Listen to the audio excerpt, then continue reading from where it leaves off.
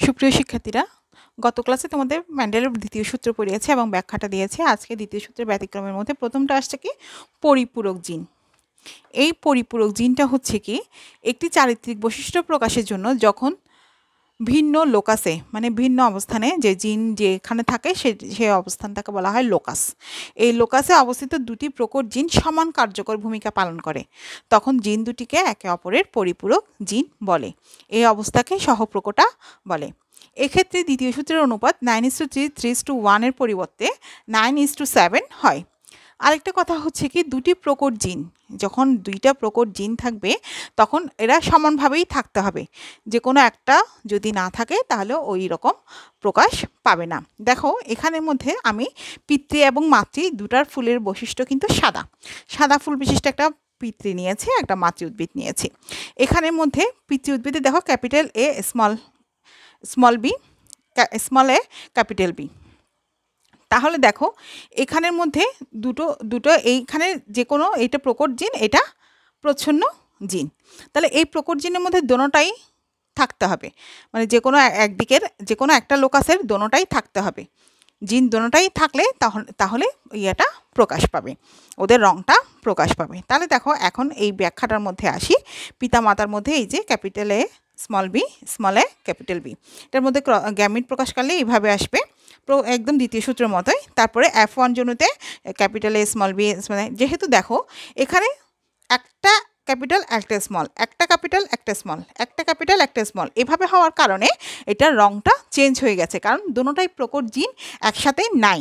এই যেমন এই প্রকট জিন দুইটাই কিন্তু একসাথে এখানে আছে, নাই। এই প্রকট জিন দুটোটা একসাথে আছে, নেই। এই প্রকট জিন তো এগুলো তো প্রচ্ছন্ন।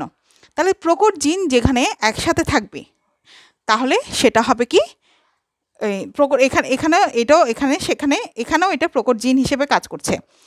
এইখানেও এরা জিনগুলো প্রকটতা হিসেবে কাজ করছে। সেখানে ক্যাপিটাল এ স্মল এ দুটোটা আছে, নেই। স্মল বি ক্যাপিটাল বি দুটোটা আছে একসাথে, নেই।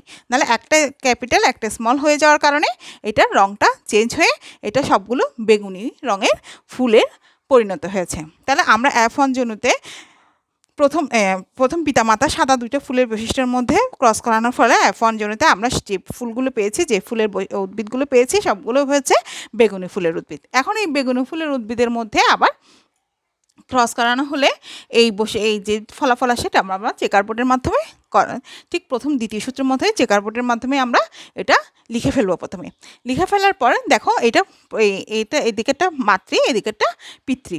তাহলে এদিকে ক্রস করানোর ফলে যেগুলো আসছে, দেখো এখানে বেগুনি সাদা আমরা কিভাবে করব, এটার একটা টেকনিক আছে। তোমরা তো প্রথমে যা আছে সবগুলো ক্রস করিয়ে লিখে ফেলবা।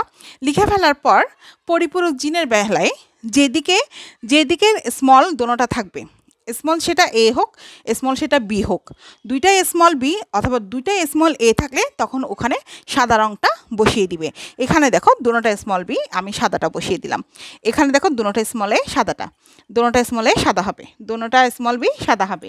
এটা তো দুটোটাই এখানে এ এবং বি দুটোটাই ইয়াতে আছে। এটা মানে যে ক্ষেত্রে যে কোনো একটা লোকাসের দুটোটাই স্মল হতে হবে, যেমন এই লোকাসটাতে দুটোটাই স্মল, এটা সাদা হলো। তাহলে এখানে মোট কয়টা হবে সাদা? একটা, দুটো, তিনটা, চারটা, পাঁচটা, ছয়টা, সাতটা। তাহলে এখানে হচ্ছে সাদা। আর যা আছে এই 7টা বসানোর পর আর যা থাকবে সবগুলোতে বেগুনি বসিয়ে দিবে। এটাই হচ্ছে একটা চেকার বোর্ডের যাচাই করার বা লেখার একটা টেকনিক। তো এই দেখো বেগুনি, এখানে আমি সংক্ষেপে লিখেছি এই বেগুনি বেগুনি বেগুনি, এটাও বেগুনি হবে, আমি এটা লিখতে ভুলে গেছি। এটাও বেগুনি। তাহলে আর বাকি সবগুলো হচ্ছে কি, দেখো 7টা হবে সাদা আর বাকি সবগুলো মানে 9টা হবে বেগুনি। তাহলে আমাদের পুরোপুরি ইয়েটা কি হচ্ছে, এই দ্বিতীয় সূত্রের অনুপাতটা 9:3:1 এর পরিবর্তে হচ্ছে 9:7। তাহলে ফিনোটাইপিক অনুপাত হবে আমাদের 9:7। এই টেকনিকে যদি তোমরা লিখতে পারো তাহলে তোমাদের আশা করি কোনো সমস্যা হবে না। তোমরা মনে রাখবা পরিপূরক জিনের ক্ষেত্রে একটা লোকাসের মধ্যে দোনোটাই স্মল হতে হবে, সে ক্যাপিটাল হোক, স্মল এ হোক আর স্মল বি হোক, মানে দুটোটাই স্মল হলেই সাদা বসিয়ে দিবে। আর এগুলো করলে এটা পুরোটা হয়ে যাবে। ঠিক আছে, আজকে এতটুকুন থাক। আগামীকাল আরেকটা দ্বিতীয় সূত্রের ব্যতিক্রম আরেকটা পড়াচ্ছি। আজ এই পর্যন্ত থাকো। ধন্যবাদ সবাইকে।